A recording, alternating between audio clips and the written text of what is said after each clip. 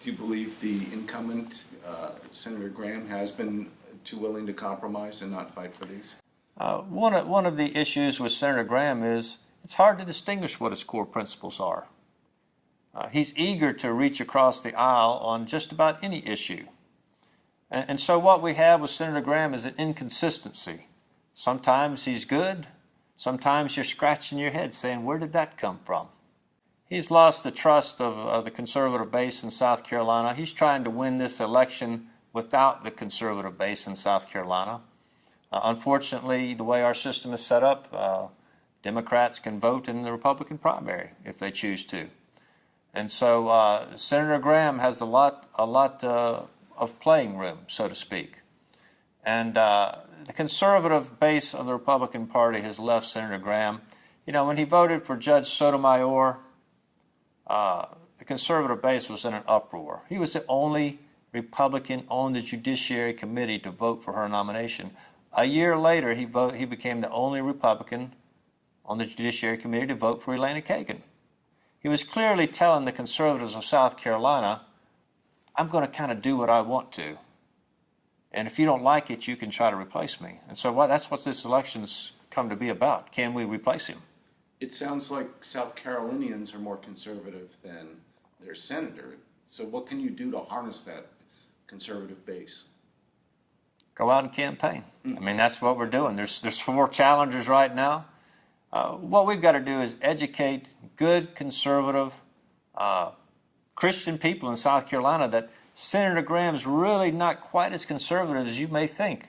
When we remind them about these judicial nominee votes, when we talk to them about his views on immigration reform, which is really Grahamnesty, remember that word?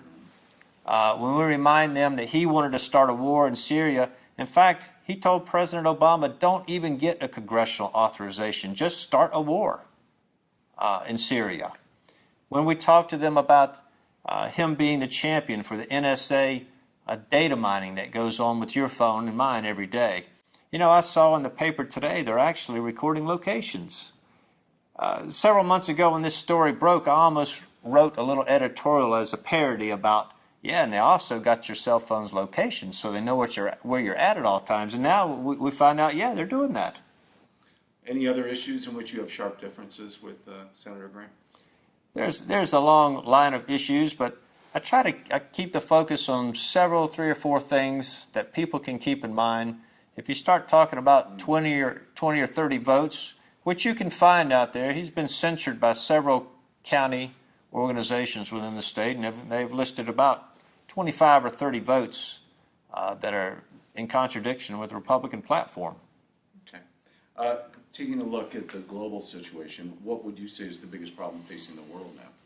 Well, the biggest problem facing the world right now is probably Islamic jihadism. The idea and belief among radical Muslims that they need a caliphate. They want a caliphate and try to impose Sharia law by force. That we are the great Satan and Israel is the little Satan. These are the primary things that are driving the things that make us nervous about the future. What would you do about Iran? Well, I wouldn't do what President Obama has just done. I think he's done exactly the wrong thing here. We should have kept the sanctions in place. The sanctions were working.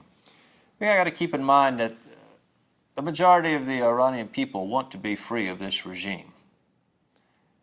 When they were on the move in President Obama's first term, he didn't even offer them any hope in terms of his position on that. So we've got to keep the sanctions on. We've got to encourage the efforts of those who want to be free. We've got to maintain a strong military presence in that region as a deterrent. And we got to be supportive of the Israelis. They are the primary ones who are going to have to deal with what is an existential threat to them. And they need our support in that. And returning to domestic politics, probably the biggest issue over the last few months. What, in your opinion, should be done about Obamacare? We've got to have a two-pronged approach at this time. Obamacare's stumbling on itself. We all know that. So we need to continue to point out the flaws that are inherent ideologically in the whole program, not just the fact that the website doesn't work, but as an idea, it's not going to work. So we've got to continue along those lines. And this also gives us an opportunity to talk about, okay, when we repeal Obamacare, this is the kind of reforms that we need from a conservative market-oriented approach. The kind of things like increasing competition across state lines and tort reform. These are the kind of ideas we've got to put forward as real-world solutions to bringing down the cost of insurance. And part of what we got to do is sell to the people of America that we want the government to make a better marketplace. That will bring the rates down. But the government cannot be responsible for everything and everyone. They can't be responsible for all your food, or else everyone's going to be on food stamps, right? They can't be responsible for providing everyone a place to live, and they can't be responsible for everyone's health care.